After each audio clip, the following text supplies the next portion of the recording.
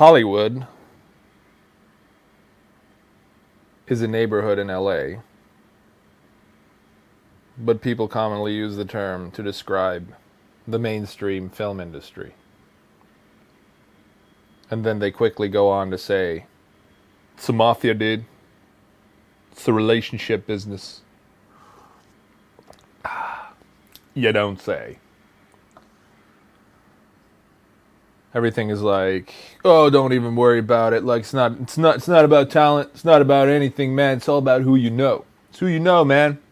It's who you know. You know he knew that guy, and I know this guy, and Brad Pitt went to my cousin's wedding, and we got drunk together, and then Charlize Theron called him 3 weeks later and said, hey, you know the guy you met at the wedding?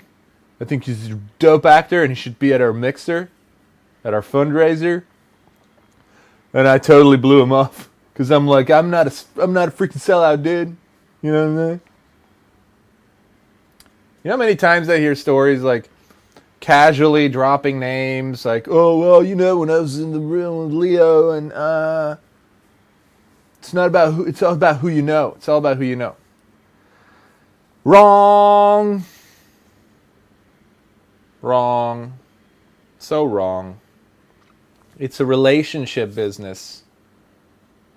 It's a risk evaluation business. And people, humans, go to familiar things to mitigate risk. And because they like them. And it's a collaborative medium of artists. So when you find artists that fit a project, you think of them first. And if you think of them, then it's not about who you know, if you're on the other side of it. If I'm a casting director or producer and I'm thinking of you, then it's about who knows you. And I want to challenge your thought to flip that around.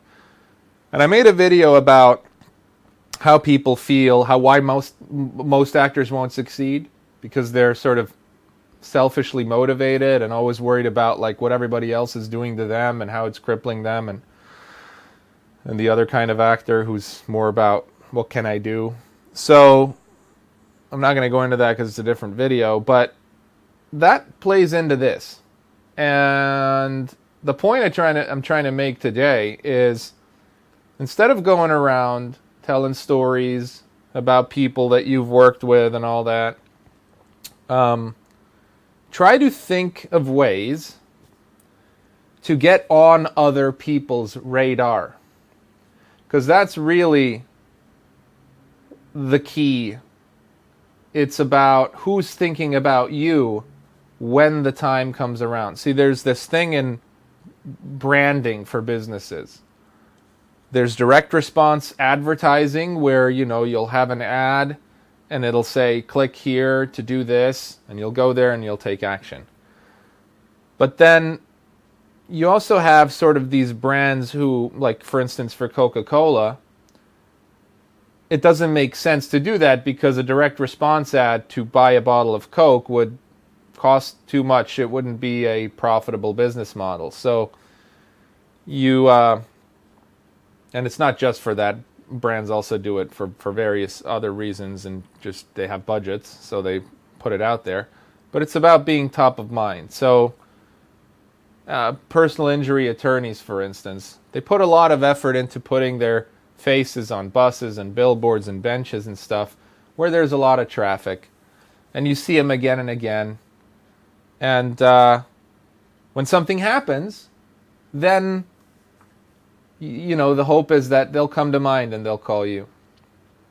So as an actor, think of yourself in that way.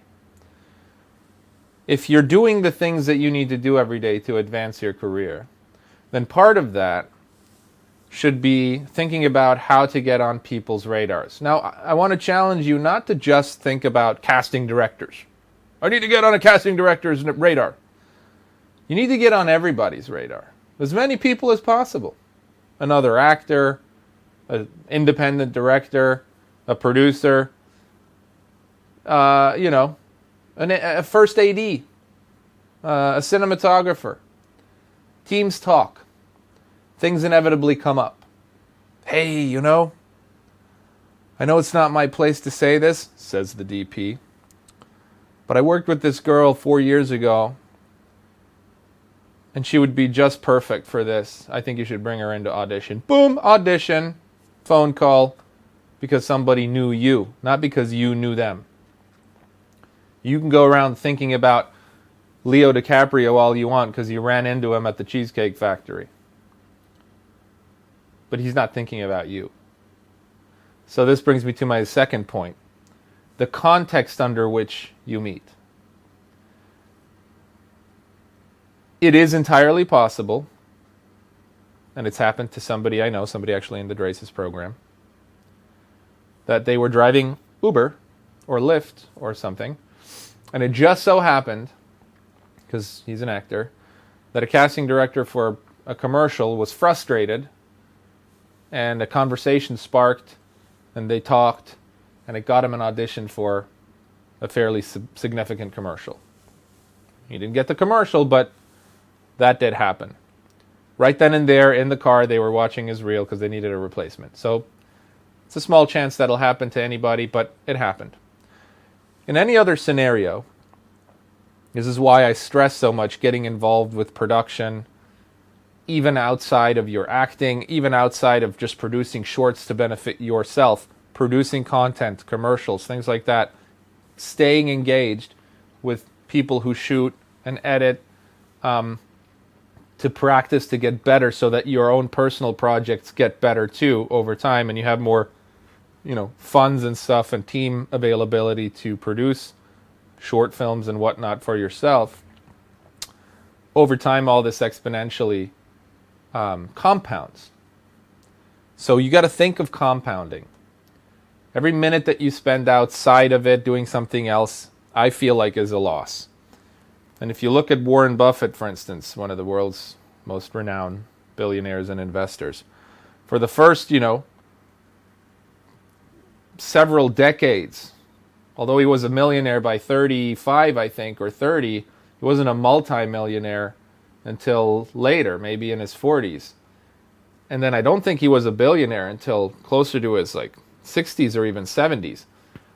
But there's a compounding effect, which means that, effort over time, consistency and effort over time sort of slowly builds, and then there comes a tipping point, and it exponentially increases and it goes up, right? So when people say just stick around, just hang out, just, be patient, there's something to that. Most really successful actors that I've had an opportunity of talking to, for instance, about this kind of stuff say that, because you never know when it's going to happen or what's going to happen, the biggest key to success is perseverance. But perseverance doesn't mean you need to sit in your room waiting. It's a compounding effect of all of your efforts. Who knows you? What have you been up to? What are you doing? And you're just building, slowly, continuing to do it and loving the journey and producing and making and networking and getting to know people and submitting things to festivals and so on and so forth. And then at some point, it hits a spike. It's a law of nature, man. Compounding. It works everywhere. The people who don't ever get to that increase are the people who right here pack up and go back to where they were before, and that's why it's a lifelong commitment. It's a life you need to commit yourself to. Get into it, love it, enjoy the journey, and remember, it's not about you, it's about who knows you. So producing your own content, staying engaged, getting out of your 9 to 5 if you can, find a way to transition over, all that stuff. Again, I'm talk about Draces again, but not like in depth, but that's a program I run to help actors transition from their current vocations into a life of full-time producing as a service, as a product for themselves, for others, getting good with it, getting better, growing over time, and then compounding those efforts into eventually complete creative and financial control over their lives.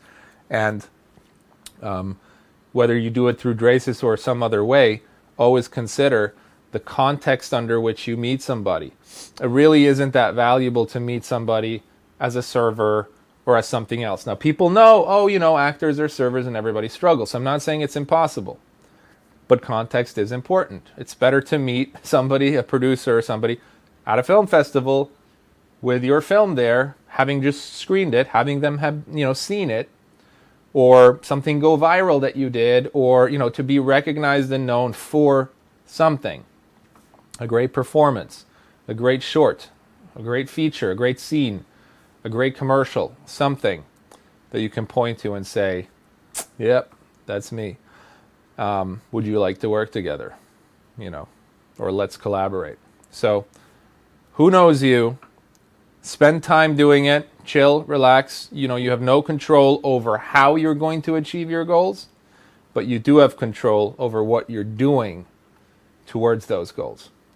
So all you can do in life to manifest your dreams is to reverse engineer it into simple daily tasks and do those on a daily basis. Practice, get better at production, make money.